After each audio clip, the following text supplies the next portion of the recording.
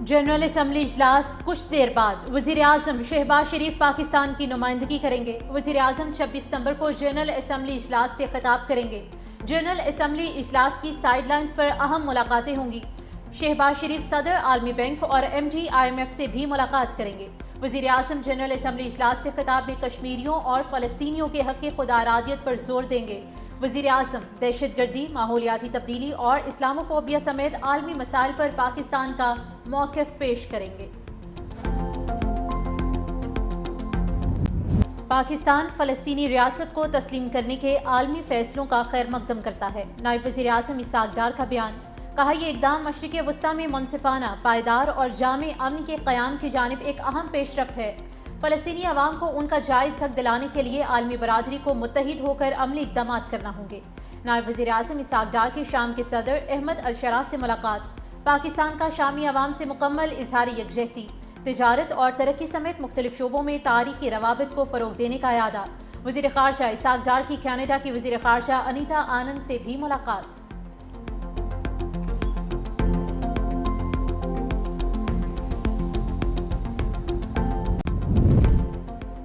सैलाब मुतासरीन के लिए वज़ीर आला पंजाब का रिलीफ कार्ड बनेगा। पंजाब हुकूमत का BISP के जरिए सैलाब मुतासरीन की इमदाद से इनकार। वज़ीर इत्तलात पंजाब अज़मा बुखारी की प्रेस कॉन्फ्रेंस। कहा, जो भी BISP से रजिस्टर्ड ही नहीं, उन्हें इमदाद कैसे दी जाए।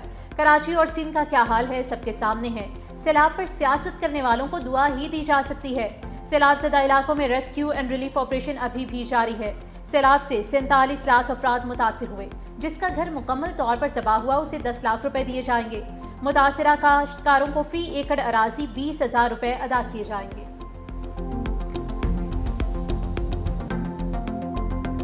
गरीबों का प्रोग्राम है, इसका किसी सियासी जमात से कोई ताल्लुक नहीं है। बेनज़ीर नाम जो है वो इसलिए रखा गया ताकि पाकिस्तान की जो औरत है, जो पिसी हुई औरत है पाकिस्तान की, वो इस नाम से ताकत ले। ये नाम की वजह से अगर किसी को चिढ़ है, इस नाम की वजह से अगर कुछ लोगों को तकलीफ है, तो ये नाम तो रहेगा। BISP का नाम तब्दील नहीं होगा। BISP को फ्रॉड कहना 1 करोड़ खानदानों की तौहीन है। BISP किसी सूबे तक महदूद है, ना किसी पार्टी तक। Chairperson Benazir income support programme senator Rubina Khalid की प्रेस कॉन्फ्रेंस।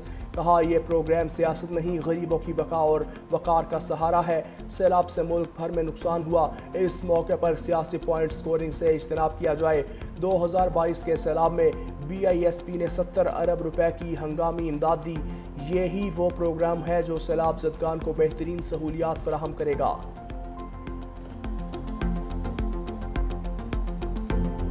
सुपर 4 मरहले में पाकिस्तान और श्रीलंका का मैच आज होगा। ग्रीन शर्ट्स के पास अब गलती की कोई गुंजाइश नहीं। कौमी टीम दुबई से अबू धाबी पहुंच गई। रावलपिंडी की इंसदाद दहशतगर्दी अदालत में GHQ हमला केस की समाअत। बानी PTI की फुटेज देने, ट्रायल रोकने की दरख्वास्तें खारिज। जज अमजद अली शाह केस की समाअत की। बानी PTI को व्हाट्सएप लिंक पर अदालत पेश किया गया। आवाज़ ड्रॉप होने और बानी PTI की शक्ल वाज़े नज़र न आने पर वुकला सफाई ने अदालती कार्रवाई का बाइकआउट कर दिया। समाअत के दौरान इस्तगासा के 8 गवाहान के बयानात कलमबंद। समाअत 27 सितंबर तक मुलतवी।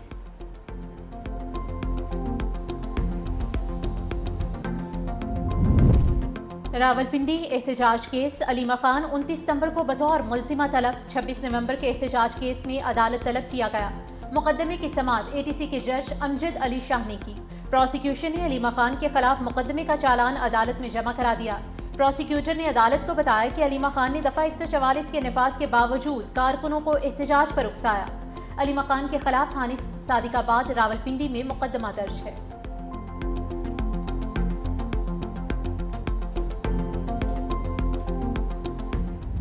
संभाली तो पहले ही अपनी स्पीच में मैंने बात की कि हमें अफगानिस्तान से मुज़ाकरात करने चाहिए, क्योंकि फेडरल गवर्नमेंट का ये डोमेन है। तो उन्होंने इसके ऊपर तनकीद भी की मेरे ऊपर कि ये नहीं कर सकता बात, एक सूबा है नहीं कर सकता बात। अफगानिस्तान की तरफ से अच्छा मैसेज है हमें इस हवाले से कि वो चाहते हैं कि ये मसला हल हो, क्योंकि ज़ाहिर बात है मसला हल होगा, तिजारत खुलेगी, अमन कायम होगा, तो दोनों ममालिक का फायदा है उसमें। मुझे उम्मीद है इंशाल्लाह कि बहुत जल्द वफद जाएगा वहाँ पर और इंशाल्लाह वहाँ पर जाके बाकायदा तौर पर गवर्नमेंट टू गवर्नमेंट जो है इसके ऊपर मुज़ाकरात इंशाल्लाह शुरू हो।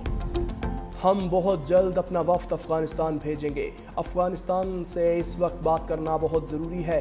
وزیر اعلیٰ خیبر پختونخوا علی امین گنڈا پور کی پشاور ہائی کورٹ کے باہر میڈیا سے گفتگو۔ کہا ملک کے اندر لاقانونیت ہے، ہم جنگ لڑ رہے ہیں، عدلیہ ہمیں انصاف ضرور دے گی۔ اس جنگ کا حل صرف اور صرف مذاکرات ہے۔ خیبر پختونخوا حکومت کے آپریشن میں 80,000 سے زائد افراد نے جانوں کے نذرانے پیش کیے۔ دوسری جانب پشاور ہائی کورٹ نے علی امین گنڈا پور کے خلاف الیکشن کمیشن کی کارروائی کو روک دیا۔ الیکشن کمیشن کو 14 دن میں جواب جمع کروانے کا حکم دیا۔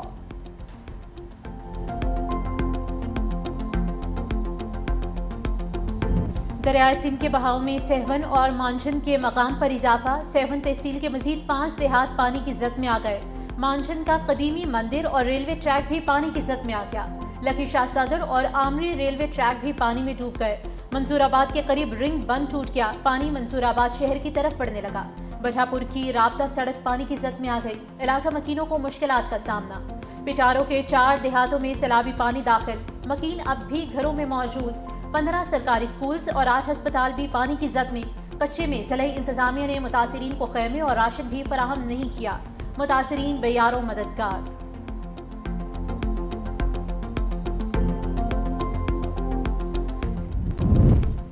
سیلاب سے متاثرہ علاقوں میں بحالی کے اقدامات جاری۔ پنجاب کے دریاؤں میں پانی کا بہاؤ نارمل ہے۔ D G P D M Punjab Irfan Ali Kathia نے کہا کہ سیلاب سے متاثرہ علاقوں میں بھی پانی کی سطح میں واضح کمی ہو رہی ہے۔ دریائے ستلج میں درمیانے سے نچلے درجے کی سیلابی صورتحال برقرار ہے۔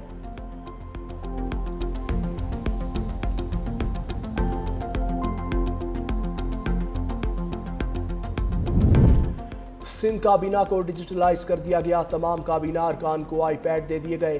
وزیر اعلیٰ سندھ مراد علی شاہ نے کہا آئندہ کابینہ میں کوئی فائل نہیں ہوگی، تمام فائلز ڈیجیٹل ہوں گی۔ کابینہ ارکان کو کابینہ کا مکمل ایجنڈا آئی پیڈ پر دیا گیا۔ کہا سیلاب سے نمٹنے کے لیے پیش کی اقدامات کیے، 528 کیمپس کی تیاری تھی، صرف 17 کو فعال کرنا پڑا۔ وزیر اعلیٰ سندھ مراد علی شاہ کا کابینہ اجلاس سے خطاب۔ کہا کوٹری پر 3,86,000 کیوسک پانی ہے، کوٹری پر پانی شاید مزید بڑھے۔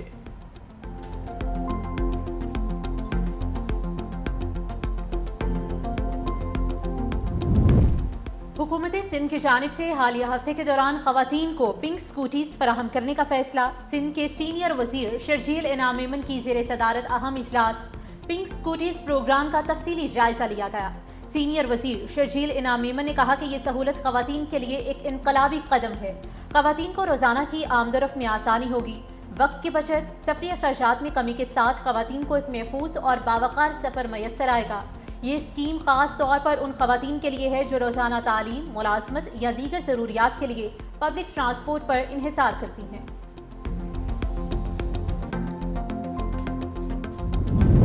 سپریم کورٹ آئینی بینچ میں سپر ٹیکس سے متعلق درخواستوں پر سماعت۔ جسٹس حسن نظر رضوی نے ریمارکس دیے، کیا سپر ٹیکس کے حوالے سے ایکسپرٹس کی رائے لی گئی ہے؟ سارے پارلیمنٹیرینز کو تو اس فیلڈ کا آئیڈیا بھی نہیں ہوگا۔ گولڈ کے دکاندار بجلی وافر استعمال کرتے ہیں، ٹیکس 5,000 دیتے ہیں۔ وکیل احمد سکھیرا نے کہا ٹیکس لگایا جائے مگر مزید بوجھ نہ ڈالا جائے۔ ماچس کی تیلی پر بھی ٹیکس لگایا گیا ہے، 215 ارب روپے کا اضافی بوجھ ڈالنا غلط ہے۔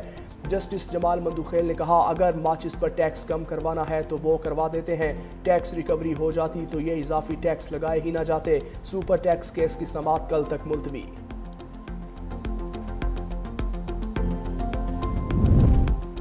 کے الیکٹرک کا کراچی کے 2 گیس پاور پلانٹس بند کرنے کا اعلان۔ پاکستان اسٹاک ایکسچینج کو خط لکھ دیا، Korangi town gas turbine power station اور site gas turbine power station کو مستقل طور پر بند کیا جائے گا۔ کمپنی کے بورڈ آف ڈائریکٹرز نے دونوں پاور اسٹیشن کو بند کرنے کی منظوری دی۔ کہ الیکٹرک دونوں پاور پلانٹس کی مستقل بندش پر نیپرا سے بھی رجوع کرے گی۔ پاور اسٹیشنز کی بندش سے بجلی کی ترسیل پر کوئی فرق نہیں پڑے گا۔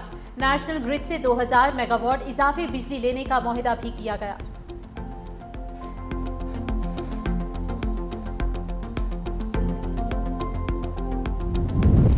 آئی ایم ایف کے ساتھ قرض پروگرام کے تحت اگلی قسط کے لیے مذاکرات۔ آئی ایم ایف مشن کا 25 ستمبر سے 8 اکتوبر تک دورہ پاکستان شیڈیول۔ پہلے مرحلے میں تکنیکی، دوسرے مرحلے میں پالیسی سطح کے مذاکرات ہوں گے۔ وزارت خزانہ توانائی منصوبہ بندی اسٹیٹ بینک کے ساتھ مذاکرات ایجنڈے کا حصہ۔ IMF جائزہ مشن کے صوبائی حکومتوں سے بھی الگ الگ مذاکرات شیڈیول۔ مشن کے دورہ پاکستان کے لیے ورکنگ حتمی مرحلے میں داخل۔ سیلاب کی تباہ کاریوں اور متاثرین کے لیے ریلیف بارے بھی تجاویز پیش ہوں گی۔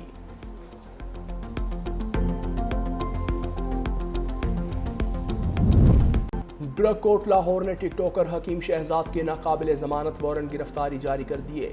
آئندہ پیشی پر 24 ستمبر کو عدالت میں پیش ہونے کا حکم۔ عدالتی احکامات کے باوجود حکیم شہزاد کو عدالت میں پیش نہ ہونے پر ناقابل ضمانت وارنٹ گرفتاری جاری ہوئے۔ حکیم شہزاد پر غیر قانونی اشتہار اور بغیر لائسنس ادویات کی فروخت پر مقدمات درج ہیں۔